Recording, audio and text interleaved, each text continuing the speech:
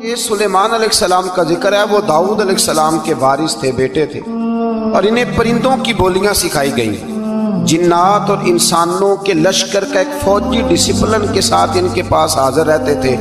وہ جو ان کا لشکر تھا نا، اس میں انسان بھی تھے، جن بھی تھے، اور اس کے اندر پرندے بھی تھے۔ جو ان کا لشکر تھا وہ ہمیشہ ان کے پاس رہتے تھے۔ حضرت سلیمان علیہ السلام گزر رہے تھے تو ایک مقام سے آپ گزرے جہاں چیونٹیاں بڑی کثرت کے ساتھ تھیں۔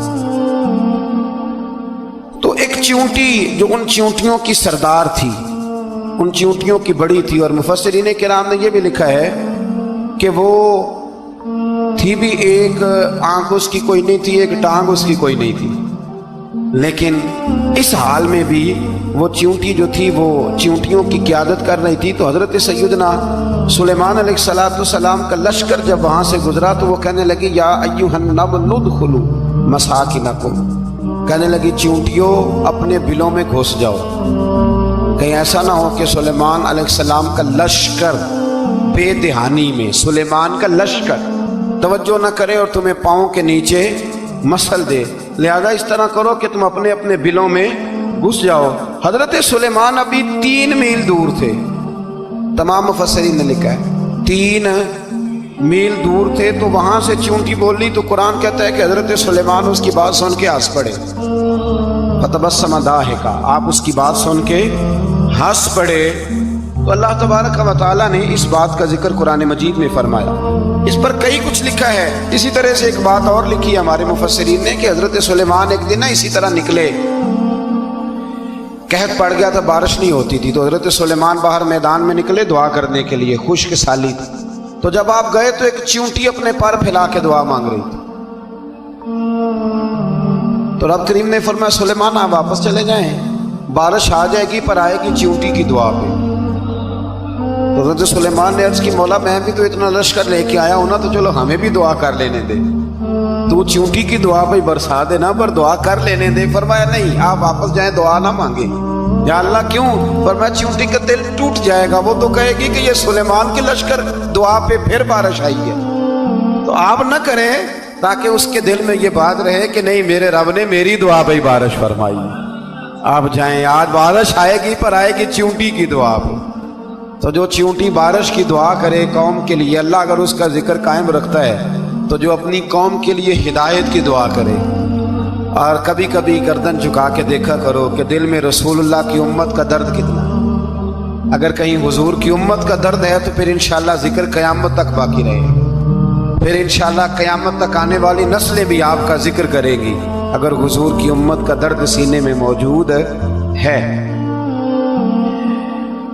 اسی طرح سے پھر حضرت سلیمان کے لشکر میں نا ایک ہدہد نامی پرندہ بھی تھا، لشکر کا کارکن تھا پرندہ، ہدہد غائب تھا۔ تو حضرت سلیمان کہنے لگا کدھر گیا وہ ہدہد؟ نظر نہ آ جایا سخت سزا دوں گا، یہاں تو کوئی اچھی خبر لائے گا، چونکہ وہ ہدہد پرندہ جاتا تھا تو خبریں لا کے دیتا تھا، ورنہ سزا دوں گا۔ اتنی دیر میں ہدہد بھی آ گیا۔ تو یہ پرندے جو کارکن ہوتے ہیں بڑے سیانے ہوتے ہیں، کبھی بندہ ناراض ہو تو صحیح خبریں لے آتے ہیں، تو صحیح خبر لے کے آ گیا۔ آتے ہی آ کے بیٹھا تو اس نے حضرت سلیمان علیہ السلام نے کہا کہاں تھے؟ عرض کرنے لگا حضور میں ملک سبا گیا تھا، وہاں ایک عورت حکمرانی کرتی، اس کا نام بلقیس ہے، بہت بڑے تخت پہ بیٹھتی ہے، 80 گز اس کا تخت لمبا ہے، 40 گز چوڑا ہے، اور شاید 80 مان کے 80 ٹن اس کا وزن ہے۔ تو حضور وہ سورج کو پوچھتے ہیں، حضرت سلیمان نے فوراً خط لکھا، فرمایا جا کے اسے میرا خط دے دو کہ یا تو کلمہ پڑھ کے ہماری فرما بردار بن جائے ورنہ تیار ہو جائے، جو اللہ کے غیر کو پوچھتے ہیں ہم ان کے خلاف جنگ کریں گے۔ وہ جب لے کے گئے نا خط، یہ حدود گیا تو وہ میٹنگ کر رہی تھی، اس کے وزیر مشیر سارے بیٹھے تھے، اس نے جا کے خط پھینک دیا ملکہ بلقیس کی جھولی میں، اس نے خط پڑھا تو ڈر گئی، وزیروں کو بلایا۔ حضرت سلیمان، قرآن کہتا ہے حضرت سلیمان نے کہا تھا خط پھینک کے نا تو سائڈ پہ ہو کے سننا وہ کیا کہتے ہیں، بندوں کے لیے منع ہے، پرندوں کے لیے جائز ہے، بندوں کے لیے منع ہے سائڈ پہ ہو کے سننا۔ ہاں جس کی جاسوسی کی ڈیوٹی ہو، کفر کی جاسوسی، اس بندے کے لیے بھی جائز ہے۔ تو یہاں ایک تو وہ پرندے تھے، دوسرا کفر کی جاسوسی کر رہے تھے، سائڈ پہ ہو کے سننے لگے۔ تو ملکہ بلقیس کہنے لگی اب کیا کرنا ہے، یہ خط آیا ہے۔ وہ کہنے لگے ہم تیار ہیں، آپ حکم کریں، ہم لڑنے کو تیار ہیں، لڑیں گے۔ وہ کہنے لگی نہیں تیزی نہ دکھاؤ، قرآن مجید کہتا ہے کہ وہ کہنے لگی جب لڑائیاں ہوتی ہیں تو شہر تباہ ہوتے ہیں، ملک کھنڈر بن جاتے ہیں، لڑائی مسئلے کا حل نہیں ہے۔ انہوں نے کہا کہ میں نبی ہوں، ایک دفعہ آزما لیتے ہیں کہ نبی ہیں کہ نہیں، معاذ اللہ آزما لیتے ہیں۔ کہا کیسے؟ کہنے لگی تحفے تائے بیچتے ہیں، اگر مال پر دل للچا گیا تو پھر نبی نہیں بادشاہ ہے، اور اگر مال پر دل للچایا نہ تو پھر اللہ کے کامل بن گئے۔ یہ فرق اس نے اس وقت بیان کیا۔ اس نے 500 کنیزیں، 500 غلام، بڑے شاندار لباس پہنا کے، 500 گھوڑا بڑا تگڑا، اس کے اوپر مال و اسباب رکھ کے تیاری کرا کے حضرت سلیمان کی طرف بھیجا۔ ہدہد پہلے سے خبر لے کے آ گیا، حضور اس نے یہ پروگرام بنایا ہے۔ وہ جب آیا سارا کچھ تو حضرت سلیمان دیکھ کے جلال میں آ گئے، فرمانے لگے اسے جا کے کہہ دو تو مجھے کیا تحفے بھیجے گی، میرے رب نے مجھے مالا مال فرمایا ہوا ہے، نے مالا مال کیا میرے مالک نے، جا اسے جا کے کہہ تو کیا تحفے دے گی۔ جب رب دیتا ہے تو پھر کوئی کمی نہ وہ نہیں چھوڑتا۔ بندے کیا دے سکتے ہیں، بندے تو بیچارے 10 دے کے تو 10 دن ان کی آنکھیں نہیں کھلتی۔ فرمایا مجھے اللہ نے جو دیا ہے کیا بات ہے اس کے دینے کی، تو فرمایا اسے کہو یا فرما بردار ہو کے آ جائے یا جنگ کے لیے تیار ہو جائے، ہم اسے اس کے شہر سے ذلیل کر کے نکال دیں گے۔ اس نے جا کے جب پیغام دیا تو اور ان لوگوں نے بھی آ کے بتایا کہ وہاں تو ہم عجیب منظر دیکھ کے آئے ہیں کہ جانور بھی ہاتھ باندھے کھڑے ہیں، وہاں تو جنات، سرکش جنات کھڑے ہیں۔ وہ بادشاہ نہیں، وہ نبی ہیں، وہ جو 500 غلام اور 500 کنیزیں گئی تھی، حوال سنایا آ کے۔ تو ملکہ بلقیس نے پھر خط لکھا کہ میں فرما بردار ہو کے آ رہی ہوں۔ مانا کیا ہے، میں کلمہ پڑھنے کے لیے آ رہی ہوں۔ تو حضرت سلیمان نے کہا بھئی اب اس طرح کرو، ذرا فرش بچھاؤ۔ انہوں نے فرش بچھایا، اس طرح کا کہ اوپر فرش تھا، نیچے مچھلیاں تیر رہی، لگ رہا تھا دریا ہے، ڈیوٹی لگا دی، جنات نے بچھا دیا۔ ادھر حضرت سیدنا سلیمان فرمانے لگے اب چونکہ مان کے آ رہی ہے تو اسے اپنی نبوت کی علامتیں بھی دکھانی ہیں۔ اس نے تخت بڑا شاندار بنوایا تھا، اور خواتین میں جو عادتیں خواتین والی ہوتی ہیں وہ جاتی نہیں، وہ 7 کمروں میں نہ پیچھے اپنا تخت رکھ کے تو 7 دروازے بند کر کے آئی۔ اس زمانے میں ایک رواج تھا، وہ زلیخا نے بھی 7 دروازے مکفل کے ایک رواج تھا، ایک کمرہ، پھر کمرے کے پیچھے کمرہ، پھر اس کے پیچھے کمرہ، پھر اس کے پیچھے کمرہ۔ اس کو بڑے موٹے تالے لگائے جاتے تھے، اور فلسفہ یہ تھا کہ ایک تالا توڑے گا کوئی تو جب تک سپاہی آ جائیں گے، اور اگر اس کے توڑنے تک نہ آئے تو دوسرے کے توڑنے تک آ جائیں گے، اور اس کے توڑنے تک نہ آئے تو 7ویں تک تو آ جائیں گے۔ یہ ان لوگوں کا نفسیاتی معاملہ تھا، سوچ تھی۔ 7 کمروں میں مکفل کر کے نہ وہ نکلی تو حضرت سلیمان علیہ السلام کہنے لگے بھئی مجھے اس کا تخت چاہیے اس کے آنے سے پہلے۔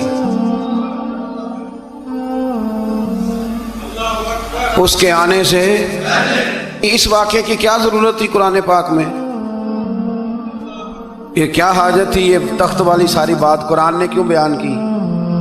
پوچھیں آپ اپنے دل سے بھی اور انکار کرنے والے منکرین سے بھی، اس کی کیا ضرورت ہے؟ وہ جو کہتے ہیں جی ولی کی کرامت کی کیا ضرورت ہے، سیدھی سیدھی نماز پڑھو، روزہ رکھو، حج کرو، زکوٰۃ دو، تو پوچھو ان سے ایک سورت نمل کے اندر اس ساری تفصیل کی کیا ضرورت تھی؟ ختم ہو گئی جب کوئی کلمہ جو پڑھ رہی ہے تو پھر اس سارے واقعے کو رب کیوں بیان فرماتا ہے؟ حضرت سیدنا سلیمان فرمانے لگے تخت چاہیے، اور چاہیے اس کے آنے سے پہلے۔ قال عفریت من الجن، جنوں میں سے ایک بہت بڑا جن بولا، کہنے لگا حضور آپ کا یہ تخت برخاست ہونے سے پہلے لے آؤں گا۔ یہ جو آپ میٹنگ کر رہے ہیں نا، یا آپ فیصلے ختم، کچھ نے لکھا صبح سے شام تک میٹنگ ہوتی ہے اور اس کو آنے میں پتہ نہیں کتنے دن لگیں گے، تو میں یہ برخاست ہونے سے پہلے، اور کچھ نے کہا دی آپ شرط کیوں لگاتے ہیں کہ صبح سے شام تک ہوتی؟ اس جن نے کہا دی آپ 10 منٹ میں فارغ ہو جائیں، آپ فارغ ہوں گے تو تخت آ جائے گا۔ مفسرین نے لکھا ہے کہ جب قرآن کہتا ہے کہ اس نے کہا کہ آپ کے فارغ ہونے سے پہلے، تو اس کا مطلب ہے کہ جب آپ اٹھیں گے، یہ جگہ خالی کر دیں گے تو تخت یہاں کیویں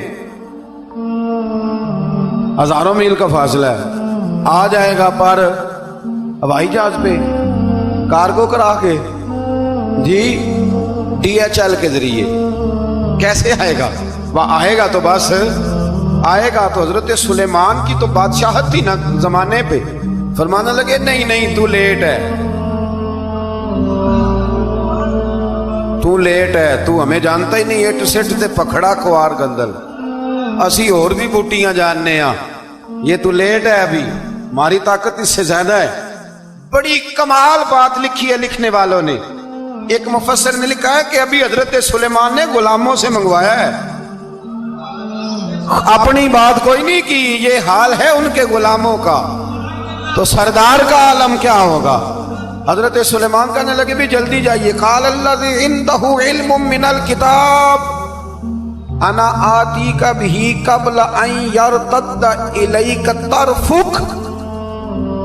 तो उठा उनमें से वो जिसके पास किताब में से इल्म था, सारी किताब का भी नहीं, इल्मुम मिनल किताब, किताब वो उठे जिनके पास किताब में से इल्म था। तो वो उठ के कहने लगे हुजूर मैं ले आऊंगा कब? आपके आंख झपकने से। नहीं, आंख झपकने से। बंदा था जिन था, जिन की तो बात मानी नहीं उन्होंने। क्या कहा? आंख झपकने से।